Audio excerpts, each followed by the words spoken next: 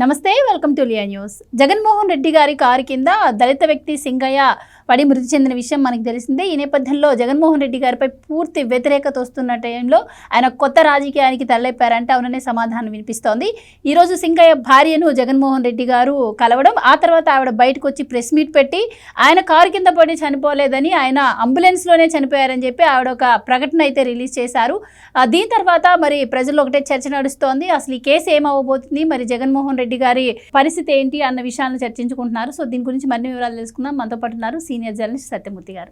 నమస్కారం సార్. నమస్కారం అండి. సార్, ఈరోజు సింగయ్య భార్య లూర్దు మేరీ మీడియా ముందుకు వచ్చి నా భర్త కారు కింద పడి చనిపోలేదు, అంబులెన్స్లోనే ఏదో జరిగి ఉండే అవకాశం ఉంటుంది అని చెప్పి ఆవిడ అన్నారు. అలాగే లోకేష్కి సంబంధించినటువంటి వాళ్ళు నా దగ్గరకు వచ్చి నన్ను ఒప్పుకోమని చెప్పి ఒత్తిడి చేసే ప్రయత్నం చేశారు అని చెప్పి ఆవిడ ఒక స్టేట్మెంట్ ఇచ్చారు. సో ఇదంతా కూడా జగన్మోహన్ రెడ్డి గారిని ఆవిడ కలిసిన తర్వాత వచ్చినటువంటి మాటలు. ఇంత గ్యాప్లో ఎప్పుడు కూడా ఆవిడ దీనిపైన స్పందించలేదు. సో దీని తర్వాత మరి ఆయన సాయం కూడా ప్రకటించినట్టు వార్తలు కూడా ఏమీ రావట్లేదు. సో ఏం జరిగిందంటారు? ఆవిడ ఇలాంటి స్టేట్మెంట్ ఇవ్వడం వెనక ఉన్న పరమార్థం ఏంటంటారు? ఈ కేసు గురించి మనం పెద్దగా మాట్లాడాల్సిన అవసరమేం లేదు. కేసు నడుస్తూ ఉంటుంది, న్యాయస్థానంలో కూడా ఉంది. న్యాయస్థానంలో కేసు అంటే ఎట్లా ముందరికి వెళ్ళాలో న్యాయమూర్తి డిసైడ్ చేస్తారు, దాని ప్రకారం వెళ్తుంది. ఇక్కడ ఈ సందర్భంగా నేను మీకు కొన్ని విషయాలు చెప్పాలి. మామూలుగా కొన్ని ప్లేసుల్లో అంటే పల్నాడు ప్రాంతంలో కానీ రాయలసీమ ప్రాంతంలో కానీ ఇదివరకు ముఠా నాయకులు కొంతమంది ఉండేవాళ్ళు. ఈ ముఠా నాయకులు ఏం చేసేవాళ్ళు అంటే ప్రత్యర్థిని ఎవడైతే ఉంటాడో వాడిని మాటు వేసేసేవాళ్ళు. స్పాట్ పెడతారు, స్పాట్ పెట్టి వేట కొడవళ్ళతోటో లేకపోతే నాటు బాంబులతోటో వేసేస్తారు. వేసేసిన తర్వాత వేసేయటానికి ముందే వాళ్ళు చెన్నైలోనో బెంగళూరులోనో హైదరాబాద్లోనో ఏదో హాస్పిటల్లో చేరతారు. హాస్పిటల్లో చేరినట్టు ఎలిబి సృష్టించుకుంటారు. అక్కడ వాళ్ళ దగ్గర డబ్బులు తీసుకొని ఆడవాడే వేస్తాడు, లేదు వాళ్ళ ముఠా వాళ్ళు వేస్తారు. వేసేసిన తర్వాత కేసు ముందరికి వెళ్తే అంత రిజిస్టర్ అదంతా చేస్తారు కదా. అంతా చేసిన తర్వాత ఈ ముఠా నాయకులు వీళ్ళు బేరం పెడతారు వాళ్ళతోటి. అంటే ఇప్పుడు మళ్ళీ ఇంకా చిన్నపిల్లలు ఉన్నారు, మీరు వాళ్ళ పిల్లలు అన్యాయం అవుతారు. అందుకని ఏదో మధ్యలో కొంత ఏదో ఆవేశంలో ఏదో చేశాడు అనుకోండి, ముఠాలు కదా, రాజకీయాలు కదా, మీరు ఇద్దరు కూర్చొని ఏదైనా సెటిల్మెంట్ చేసుకోండి అని ఆ కుల పెద్దలో లేకపోతే ఆ ప్రాంతంలో ఉన్న పెద్ద మనుషులో ఏదో ఒకటి మధ్యస్థం చేస్తారు. ఇది సాధారణంగా ఈ ముఠా తగాదాల సందర్భంగా జరుగుతూ ఉంటుంది. చాలా కుటుంబాలు ఒప్పుకోవు, కానీ వీడు మాత్రం ప్రయత్నం చేస్తూనే ఉంటారు. అంటే మధ్యస్థానికి పెట్టుకుంటారు, మనుషుల్ని చేస్తూ ఉంటారు. వాళ్ళు ఎవరైతే చచ్చిపోయాడో డిసీజ్డ్ పర్సన్ సైడ్ కుటుంబంలో వేరే ఇంకెవరన్నా అతని తమ్ముడో ఎవరో కొడుకు ఎవడన్నా పెద్దవాడు ఉంటే దీనికి ఒప్పుకోవడానికి వీలు లేదు, నేను వాడిని వేసేయాల్సిందే అవతల వాడిని అని వాడు చెప్తాడు. లేదు, ఆసరా లేని కుటుంబాలు అయితే ఈ మధ్యస్థానికి ఒప్పుకుంటాయి. ఇంకా ఎటు పోయాడు కదా, ఇప్పుడు మళ్ళీ మనం ఇదంతా చేసి మళ్ళీ పగ తీర్చుకోవడానికి అవకాశం లేదు కదా. ఎటు పెద్ద మధ్యస్థం చేయడానికి పెద్ద మనుషులు వచ్చి ఉన్నారు కదా, ఏదోటి తీసుకొని సెటిల్ అవుదాంలే అని కొన్ని కుటుంబాలు ఆలోచిస్తాయి. నేను ఈ ఎగ్జాంపుల్ ఇంత డీటెయిల్డ్గా ఇంత విశితంగా మీరు అడిగిన క్వశ్చన్ ఏంటి, నేను చెప్పింది ఏంటి అంటే నేను ఎందుకు చెప్పానో మీరు అర్థం చేసుకోండి. ఇక్కడ పరిస్థితి కేసు లేకపోతే ఆ కేసులో ఎవరు దోషి, ఎవరు నేరం చేశారు, ఎవరు పొరపాటున పడ్డారు అనేది అసలు క్వశ్చన్ కాదు. ఇక్కడ ఈ కేసులో అంటే జగన్మోహన్ రెడ్డి కారు ఢీకొని సింగయ్య అనే ఒక వ్యక్తి మరణించిన ఈ కేసుని నేను వ్యక్తిగతంగా నన్ను అడిగితే అది కావాలని చంపారంట. నువ్వు గుద్దటం ఏంటి మనిషిని? నీ మీద పూలు చల్లటానికి వచ్చిన వాడిని నువ్వు గుద్దటం ఏంటి? అది కాదు, నా పర్సనల్ విషయం ఇక్కడ ప్రస్తావన లేదు. ఇక్కడ ప్రస్తావించాల్సిన అవసరం ఏంటి అంటే ఏముంది, ఆ విషయం ఏముంది అంటే ఇక్కడ ఒక కారు కింద పడి ఒక మనిషి చనిపోతే, ఒక మనిషి తీవ్రంగా గాయపడితే ఆ కారు డ్రైవరు చేయాల్సిన పని ఏమిటి? Point number 1. పాయింట్ నెంబర్ 2, ఆ కారులో ప్రయాణిస్తున్న వాళ్ళు చేయాల్సిన పని ఏంటి? ఈ 2 క్వశ్చన్లకే మనం కన్ఫైన్ అవుదాం. మన సింగయ్య మృతి, సింగయ్య ఎట్లా ఉంది, సింగయ్య భార్య లూబ్ద మేరీ వెళ్ళి ఏం చెప్పారు, ఇవన్నీ తర్వాత విషయాలు. ఇక్కడ సింగయ్య అనే వ్యక్తి జగన్ కారు కింద పడి తీవ్రంగా గాయపడ్డ సిచ్యుయేషన్లో ఫస్ట్ డ్రైవర్ ఏం చేయాలి అంటే కారు కింద పడ్డ వ్యక్తిని తీసి వెంటనే అంబులెన్స్లో వేరే వాహనంలో ఎక్కించి హాస్పిటల్కి పంపించి జీవితాన్ని సేవ్ చేయటానికి ప్రయత్నం చేయాలి. Point number 1. ఆ డ్రైవర్కి భయం పుడితే ఆ డ్రైవరు కారు అక్కడే ఆపేసి దిగి పారిపోవాలి. అంటే చుట్టుపక్కల ఉన్న వాళ్ళందరూ కొడతారు, మనిషి ప్రాణం పోయింది కాబట్టి నన్ను కొడతారు అన్న భయం ఉంటే ఆ డ్రైవర్ దిగి పారిపోవాలి. ఇది డ్రైవర్కు ఉన్న ఆప్షన్స్. ఈ రెండూ కాకుండా 3వ ఆప్షన్ కూడా ఉంది. కారు గుద్దాడు, మనిషి కింద పడ్డాడు, అవన్నీ చూస్తూనే ఉన్నాడు. చూసిన తర్వాత ఆ కారులో కూర్చున్న వాళ్ళు ఇంకా పోనీ అన్నారు, నువ్వు పర్లేదు పోనీ అన్నారు, పోనిచ్చాడు. నియరెస్ట్ పోలీస్ స్టేషన్లో పోయి అక్కడ ఆ సందర్భం దాటిన తర్వాత వెళ్ళి నియరెస్ట్ పోలీస్ స్టేషన్లో ఆ డ్రైవరు సరెండర్ కావాలి. ఆ టైంకి వీవీఐపీ కారులో ఉన్నాడు కాబట్టి వీవీఐపీ ప్రాణం కూడా ముఖ్యమే కాబట్టి డ్రైవర్ ఏం చేయాలంటే ఆ జంక్చర్ నుంచి ముందరకు వచ్చేసి ఇమ్మీడియట్గా ఎక్కడైతే పోలీస్ స్టేషన్ ఉంటుందో అక్కడ కారు ఆపేసి సరెండర్ అయిపోయి. ఈ 3 ఆప్షన్లు తప్ప డ్రైవర్కి ఇంకా 4 ఆప్షన్ లేదు. ఓకే, ఈ 3 ఆప్షన్లు డ్రైవర్ చేశాడా? చేయలేదు. ఇప్పుడు కారులో ఉన్న వాళ్ళ పరిస్థితి ఏంటి? కారులో ఉన్నవాళ్ళు నువ్వు అట్లాగే పోనీ అన్నంత మాత్రాన పోనించినా డ్రైవర్ది తప్పు, వాళ్ళది తప్పు. పైగా ఆ కారులో ఉన్నది ఎవరు? మామూలు టామ్ డిక్ అండ్ హ్యారీ కాదు కదా, ఓ మాజీ ముఖ్యమంత్రి వైఎస్ జగన్మోహన్ రెడ్డి ఆ కారులో ఉన్నాడు. ఆయన ఏం చెప్తాడు? నా మతం మానవత్వం అంటాడు. నీ మతం మానవత్వం అయినప్పుడు కారు కింద ఒక మనిషి పడి నలిగినప్పుడు నీ మతం మానవత్వం అయినప్పుడు ఆగి అతన్ని తీసి తుప్పలో పడేయమని చెబుతావా? అయితే ఇక్కడ మీరు చెప్తున్న దానికి 2 పాయింట్స్ సార్ అడ్డు చెప్తున్నాను. కాకపోతే ఒకటి, కారు కింద పడిన తర్వాత వెంటనే కార్యకర్తలు ఆయన్ని పక్కకు తీసి అంబులెన్స్లో తీసుకెళ్లే ప్రయత్నం చేశారు అని చెప్పి వాళ్ళు అంటున్నారు. ఇంకా రెండోది, ఇప్పుడు ఏదైతే ఆయన కారు కింద పడ్డారో ఆయనకి నిజంగా సెక్యూరిటీ ఇచ్చుంటే ఆ చుట్టుపక్కల పోలీసులు ఉంటారు కదా, వాళ్ళు కూడా ఆ కార్ని ఎందుకు కొద్ది కదిలిన తర్వాత ఆపే ప్రయత్నం చేయలేకపోయారు? అంటే అక్కడ పోలీసులు లేరని అర్థమా? వాళ్ళు ఆరోపిస్తున్నట్టు పోలీసులు అక్కడ ఆయనకి సెక్యూరిటీ ఇవ్వలేదు అని అర్థమా? లేదు అంటే పోలీసుల్లో కూడా వాళ్ళు ఉన్నారని అర్థమా?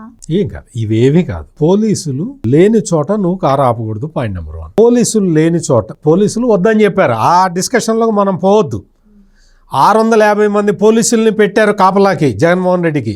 ఆ డిస్కషన్ కూడా మనకొద్దు ఇప్పుడు ఈ సమయంలో. అయినా సరే నువ్వు వెళ్ళావు, ఆ డిస్కషన్ కూడా వద్దు. నువ్వు వీవీఐపీవి, నువ్వేం చేయాలి అంటే కారులో నుంచి చూడాలి, జనం క్రౌడ్ ఉన్నారు, పోలీసులు లేరు అక్కడ.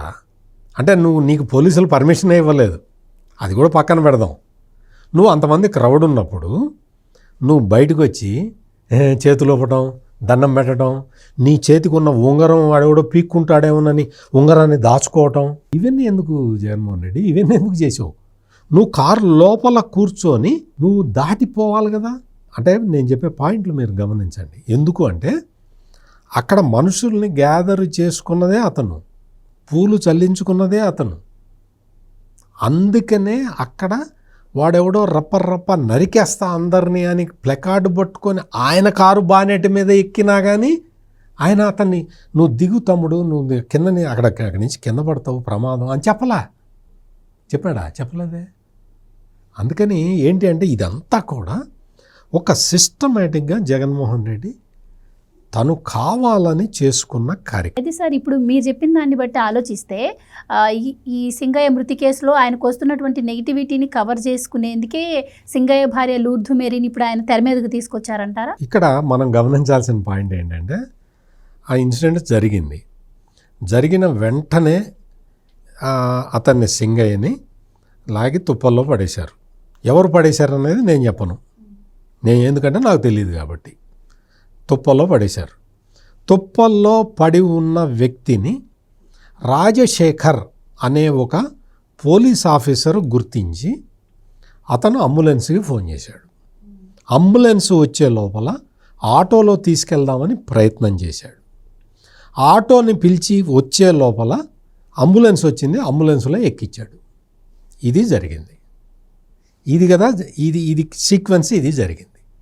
ఇక్కడ జగన్మోహన్ రెడ్డి, మానవత్వం అధికంగా ఉన్న జగన్మోహన్ రెడ్డి తన కారు కింద పడ్డ వ్యక్తిని తుప్పల్లో లాగి పడేయమని చెప్పాడు అని నేను అన్నగాని జరిగింది అయితే అది.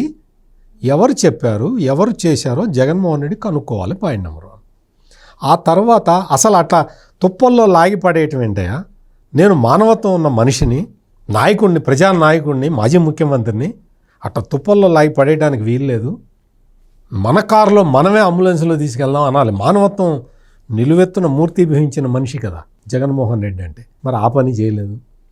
ఆ తర్వాత ఇంకొక ప్రధానమైన విషయం ఏంటంటే, ఇదంతా జరిగిన తర్వాత 4 రోజులకో 5 రోజులకో వీడియో బయటికి వచ్చే వరకు ఈ విషయం బయటికి తెలియలే. అందులో ఏం జరిగిందనేది తెలియలే. మరి ఎందుకు 4 రోజుల పాటు, ఈ 4 రోజుల్లో ఏం చేశాడు జగన్మోహన్ రెడ్డి? మనుషుల్ని పంపించి, ఇదంతా ఆయన చెప్పిందే, నేను చెప్పింది కాదు.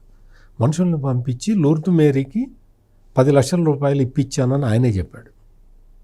నాకు అప్పుడు తెలియలేదు. నేను పర్యటనకి వెళ్ళి వస్తుంటే తెలిసింది అని జగన్మోహన్ రెడ్డి చెప్పాడు. ఇవన్నీ నేను చెప్తున్నావు కాదు. నువ్వు తిరిగి వచ్చేటప్పుడు నాకు చెప్పారు, అప్పుడు చెప్పారు, వెంటనే నేను 10 లక్షలు పంపించాను అన్నావు. జగన్మోహన్ రెడ్డి అన్నాడా లేదా? ఇదంతా జరిగిన తర్వాత ఇది ఒకవైపు జరుగుతుంటే ఆ వీడియో వచ్చే వరకు అతను నా కారు కిందే పడ్డాడు అని జగన్మోహన్ రెడ్డి ఈ 4 రోజుల్లో ఎప్పుడైనా చెప్పాడా? ఆ పార్టీ ఏమన్నా ఒప్పుకున్నదా? ఒప్పుకోకుండానే నేను 10 లక్షలు ఇచ్చి సెటిల్ చేసుకుందామని ప్రయత్నం చేశారా లేదా? ఇది సీక్వెన్స్. అందుకని ఇది మానవత్వం ఉన్న మనిషికి మరి ఇవన్నీ చేయటం కరెక్టా? నా మతం మానవత్వం, మరి ఇవన్నీ చేయడం కరెక్టా? This is the moral question. It is not a legal question. I'm not a legal Pandit, I'm a journalist. నేను మోరల్ క్వశ్చన్ అడుగుతున్నా. ఇప్పుడు మీకు ఇంకొక వీడియో చిన్న బిట్ ఒకటి వినిపిస్తా, ఎక్కువ టైం పట్టదు. నా భర్త పేరు శీల్ సింగయ్య. అతను జగనన్న గారు వస్తున్నారని చూడటానికి వెళ్ళారు. వస్తే అక్కడ కారు తగిలిందని అయింది మాకు. మరి నేను కూడా జగనన్న గారిని చూడటానికి నల్లపాడు దగ్గరకు వెళ్ళాను. వెళ్తే మాకు ఫోన్ చేశారు. ఫోన్ చేస్తే మేమేమన్నా అక్కడి నుంచి హాస్పిటల్కి బాగానే ఉన్నారు, బాగానే మాట్లాడారు. మా పిల్ల విన్నావు కదమ్మా, ఇది లూర్దు మేరీ ఆ ఇన్సిడెంట్ జరిగిన తర్వాత విలేకరులతో, అంటే మీడియా పీపుల్ తోటి మాట్లాడింది. ఇక్కడ సాక్షి టీవీ రిపోర్టర్ కూడా ఉన్నాడు, అందరు అన్ని ఛానల్స్ వాళ్ళు ఉన్నారు. జగన్మోహన్ రెడ్డిని కలిసిన తర్వాత ఏం మాట్లాడిందో అది కూడా ఒక హాఫ్ మినిట్ వినిపిస్తా. 2 పిల్లలని చెప్పారు. ఇది ఇప్పటివరకు పేరు చెప్పారు, మా మామయ్య పేరు చెప్పారు, ఇదంతా ముందు మాట్లాడి నా పేరు కూడా చెప్పారు. మా 2 పిల్లలని చెప్పారు, మా ఊరు పేరు చెప్పారు, మా మామయ్య పేరు చెప్పారు, నా పేరు కూడా చెప్పారు. అంబులెన్స్ లో ఏమైందో మాకైతే ఇది ఇప్పుడు అంబులెన్స్ లో ఏమన్నా చేశారేమోనని. జగనన్న గారు అంటే మాకు చాలా అభిమానం. చెప్పారు, మా మామయ్య పేరు చెప్పారు, ఇది ముందు నా పేరు కూడా చెప్పారు. అంబులెన్స్ లో ఏమైందో మాకైతే మాకు డౌట్ గానే ఉంది, అంబులెన్స్ లో ఏమన్నా చేశారేమోనని. జగనన్న గారు అంటే మాకు చాలా అభిమానం. ఇది కొత్తగా చెప్పింది. జగన్మోహన్ రెడ్డిని కలిసి వచ్చిన తర్వాత లూర్దు మేరీ చెప్పింది.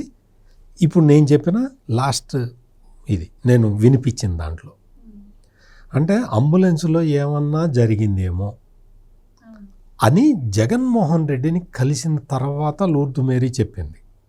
అంతకుముందు ఏం చెప్పింది? హాస్పిటల్లో ఉండి మాతో మాట్లాడాడని చెప్పింది. అంతకుముందు ఆ వీడియో, ఆ లూర్దు మేరీ వాయిస్ నేను చూపించిన వీడియో కావాలంటే కూడా చూపిస్తాను. వీడియో కావాలంటే కూడా నేను చూపిస్తాను, మన వాళ్ళు వేస్తారు. నా భర్త పేరు శీల్ సింగయ్య. అతను జగనన్న గారు వస్తున్నారని చూడటానికి వెళ్ళారు.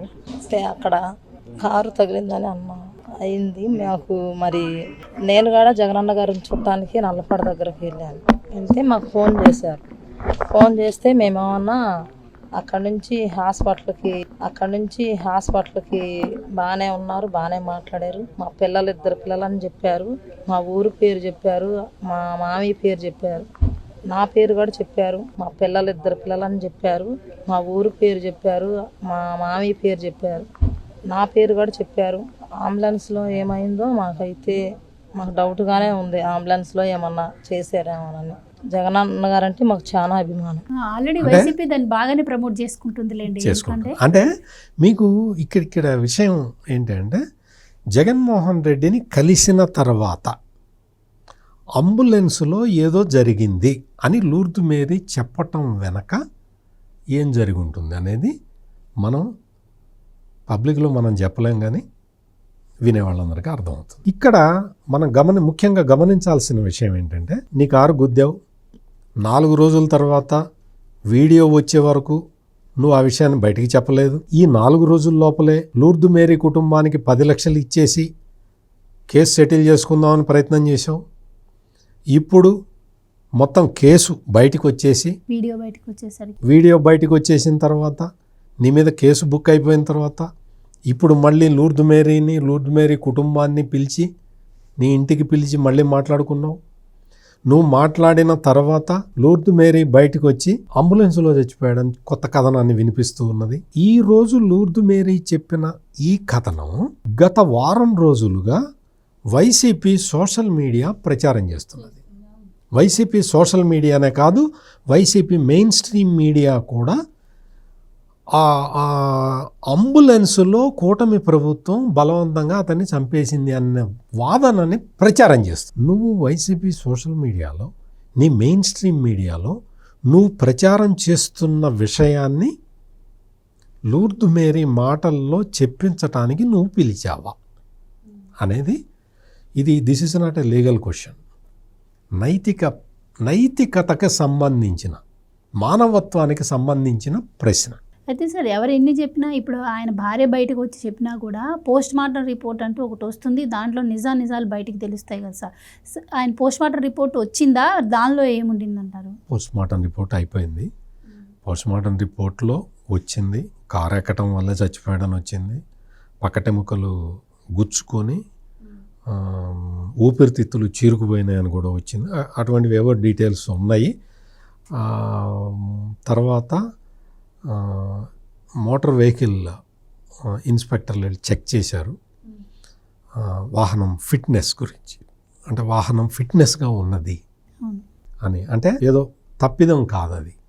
వాహనం ఫిట్గా, బ్రేకులు అన్నీ కరెక్ట్గా పనిచేస్తూ ఉంటే వాహనం ఫిట్గా ఉంది. అది వాహనం ఫిట్గా ఉంది అయినా ప్రమాదం జరిగింది అంటే అర్థం ఏంటి? డ్రైవరు అది. అందుకని ఇటువంటివన్నీ జరుగుతున్నాయి. ఫోరెన్సిక్ రిపోర్ట్ ఇంకా రావాలి, అవేవో రకరకాలు ఉన్నాయి. అవన్నీ కూడా చట్ట ప్రకారం వాళ్ళు చూసుకుంటారు.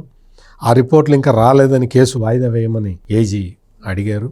అవన్నీ న్యాయపరమైన అంశాలు, అందులోకి మనం వెళ్ళాల్సిన అవసరం మనకి లేదు. ఇక్కడ నేను అడుగుతున్నది ఏంటంటే మోరల్ క్వశ్చన్స్, నైతిక విలువల గురించి నేను ప్రశ్నిస్తున్నా.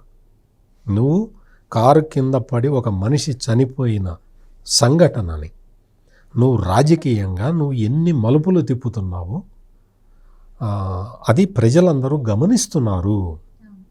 ఈ రోజున వచ్చి లూర్దు మేరీ వచ్చి నువ్వు గత వారం రోజులుగా నువ్వు చేస్తున్న ప్రచారాన్ని, అంటే అంబులెన్స్లో ఏదో జరిగింది అన్న ప్రచారాన్ని ఏమో ఎండార్స్ చేయటం అంటే, మరి జగన్మోహన్ రెడ్డి ఆమెను కలిసినప్పుడు ఏం చెప్పాడు అనేది మనం ఊహించుకోవడం పెద్ద కష్టమైన విషయమేం కాదు.